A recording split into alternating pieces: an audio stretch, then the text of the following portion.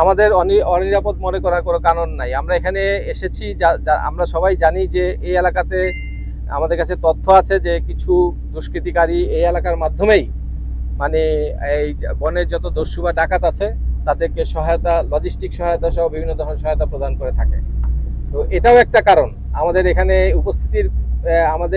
উপস্থিতির কারণে এই সমস্ত বনদস্যু এবং অসাধু চক্রের কার্যক্রমে ব্যাঘাত ঘটছে, যার জন্য তারা চায় না যে আমরা এখানে থাকি।